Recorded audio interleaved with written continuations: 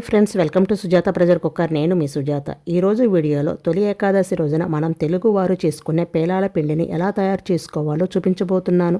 ఈ తొలి ఏకాదశి రోజున పేలాల పిండిని మాత్రమే ఎందుకు దేవునికి నైవేద్యంగా పెడతారు, అలాగే దీనికి ఉండే విశిష్టత ఏమిటి, ఈ పేలాల పిండి కమ్మగా రుచిగా ఎలా తయారు చేసుకోవచ్చో వీటిని గురించి ఈ వీడియోలో మీతో షేర్ చేస్తున్నాను.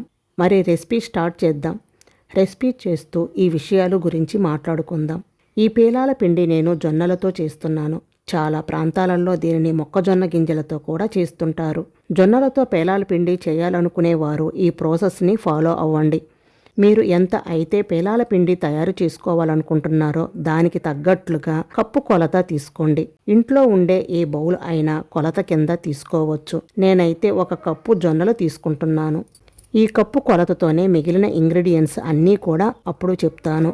పేలాల పిండి తయారు చేసుకోవటం కోసం ఫస్ట్ స్టవ్ మీద గిన్నెను పెట్టుకోండి. గిన్నెలో నీళ్లు పోసి మరిగించండి. నీళ్లు బాగా మరగాలండి. ఇలా నీళ్లు తెరల కాగుతున్నప్పుడు ఇందులోకి మనం తీసుకున్న 1 కప్పు జొన్నలను వేసేసేయండి. మీడియం ఫ్లేమ్లో మరిగిస్తే జొన్నలు వేసిన తర్వాత 2-3 నిమిషాలకు ఇలా మరుగుతున్న నీళ్ళల్లో నుంచి జొన్నలు పైకి తెరులుతూ ఉంటాయండి. 2 జొన్నలు ఇలా పైకి తేలుతూ ఉండాలన్నమాట. ఇలా బాయిల్ అయితే చాలన్నమాట. ఎక్కువసేపు ఉడికించాల్సిన పని లేదు. వెంటనే స్టవ్ ఆఫ్ చేసి ఈ నీళ్లను మొత్తం ఫిల్టర్ చేసేసుకోండి. మళ్ళీ తిరిగి నార్మల్ వాటర్ పోసి 2-3 సార్లు కడగండి. నీళ్లు మొత్తం వాచిపోయిన తర్వాత పొడిగుడ్డ మీద పల్చగా పరిచి ఈ జొన్నల్ని కాసేపు ఆరనివ్వండి. ఫ్యాన్ కింద 2-3 గంటల పాటు ఆరబెట్టుకోవాలి. తడి ఏమీ లేకుండా చూసుకోండి. లేదంటే మీరు ముందు రోజు రాత్రి ఈ ప్రాసెస్ అంతా చేసుకుంటే ఉదయాన్నే పేలాల పిండిని తయారు చేసుకోవచ్చు. ఇలా పూర్తిగా ఆరిపోయిన జొన్నలన్నిటినీ ఒక గిన్నెలోకి తీసుకొని ఇప్పుడు మనం వీటితో పేలాల పిండిని తయారు చేసుకోవాలి. పేలాలు తయారు చేసుకోవటం కోసం మందంగా ఉండే కడాయిని పెట్టుకోండి. కడాయిని బాగా హీట్ చేయాలి. బాగా హీట్ అయిన తర్వాత ఇందులోకి 1 టేబుల్ స్పూన్ దాకా జొన్నలను తీసుకొని ఇందులో వేసి కొద్దిసేపు మీడియం ఫ్లేమ్లో వేయించిన తర్వాత ఎప్పుడైతే పాప్ స్టార్ట్ అవుతుందో, అంటే పేలాలు రావటం స్టార్ట్ అవుతాయో అప్పుడు దీనిపైన మూతను పెట్టేసేయాలి. మూతను టైట్గా పెట్టేయకుండా కొద్దిగా గ్యాప్ ఇచ్చి పెట్టండి.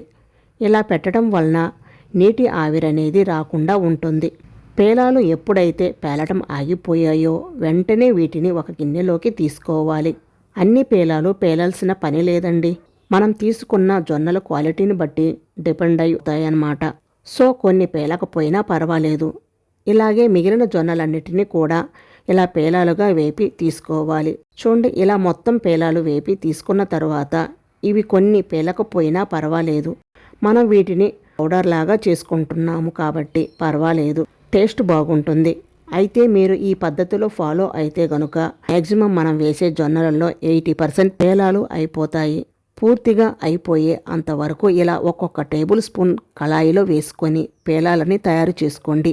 అయితే తొలి ఏకాదశి రోజు ఈ పేలాల పిండి చేసుకొని తింటాము, కానీ ఎందుకు చేసుకుంటున్నామనేది విషయం చాలామందికి తెలియదు.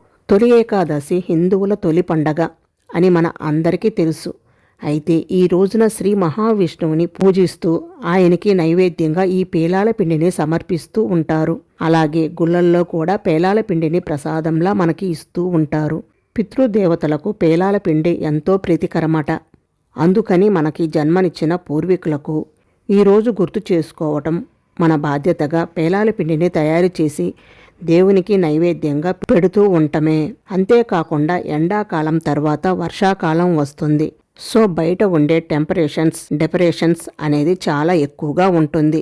దీనివలన మన బాడీలో ఉండే మెటబాలిజం బ్యాలెన్స్ చేయటం కోసం శరీరం ఉష్ణోగ్రతని పెంచడానికి పేలాల పిండిని ఏకాదశి రోజున తప్పక తినాలని మన పెద్దలు చెప్పిన ట్రెడిషన్ ఫాలో అవుతున్నాము. సో అది నాకు తెలిసిన దీని వెనుక ఉన్న చిన్న కథ. ఇలా అన్ని జొన్నలతో కూడా పేలాలను తయారు చేసుకొని ఒక ప్లేట్లోకి తీసుకున్న తర్వాత ఇప్పుడు వీటిని మనం మిక్సీ జార్లో వేసుకొని గ్రైండ్ చేసుకోవాలి. ఇక్కడ పేలాల పిండి మెత్తగా కావాలంటే మెత్తగా గ్రైండ్ చేసుకోవచ్చు. లైట్గా బరకగా ఉండేటట్లు గ్రైండ్ చేసుకోవాలంటే అలాగైనా గ్రైండ్ చేసుకోవచ్చు, ఎవరికి వాళ్ళది. మొత్తం పేలాల పిండిని కూడా ఈ విధంగా మెత్తగా గ్రైండ్ చేసుకోండి. గ్రైండ్ చేసుకొని గిన్నెలోకి తీసుకోండి. ఇంకాస్త రుచిగా పిల్లలు తినటం కోసం టేస్ట్గా చేయాలి అనుకుంటే గనుక 1/4 కప్ దాకా పుట్నాల పప్పు అంటే చట్నీ పప్పు తీసుకొని మిక్సీ జార్లో వేసుకొని అందులోకి 3 లేదా 4 యాలకులు కూడా వేసుకోండి. అలాగే 1 కప్పు జొన్నలకి 1 కప్పు దాకా బెల్లం వేసుకోండి. 3/4 కప్పు నుంచి 1 కప్పు దాకా బెల్లం వేసుకోవచ్చు. స్వీట్ తక్కువ తినాలి అనుకునే వాళ్ళు 3/4 కప్పు బెల్లం అయితే సరిపోతుంది. వీటన్నిటిని కూడా మెత్తగా గ్రైండ్ చేసుకొని పేలాల పిండిలోకి కలిపేసుకోండి. వీటితో పాటుగా కొన్ని జీడిపప్పు బాదం పప్పు కూడా వేసుకోవచ్చు. పుట్నాల పప్పుతోనే మీకు మంచి టేస్ట్ వచ్చేస్తుంది. ఇందులోనే 2-3 టేబుల్ స్పూన్ల దాకా నెయ్యి, కాచిన నెయ్యి కూడా వేసి బాగా కలిపి ప్రసాదంలా పెట్టేసేయండి. సో అదండి తొలి ఏకాదశి రోజున తయారు చేసుకుంటే పేలాల పిండి విధానం, అలాగే పేలాల పిండి వెనుక ఉన్న విశిష్టత. మరి మీరు కూడా ఈ ఏకాదశి రోజున పేలాల పిండి తయారు చేసి దేవునికి నైవేద్యంగా పెట్టండి. అలాగే మీరు కూడా తినండి. వీడియో నచ్చితే లైక్ చేయండి. మీ ఫ్రెండ్స్ రిలేటివ్స్కు షేర్ చేయండి. మరిన్ని టేస్టీ సింపుల్ రెసిపీస్ కోసం సుజాత ప్రెజర్ కుక్కర్ యూట్యూబ్ ఛానల్ని తప్పకుండా సబ్స్క్రైబ్ చేసుకోండి. Thank you for watching. Have a nice day.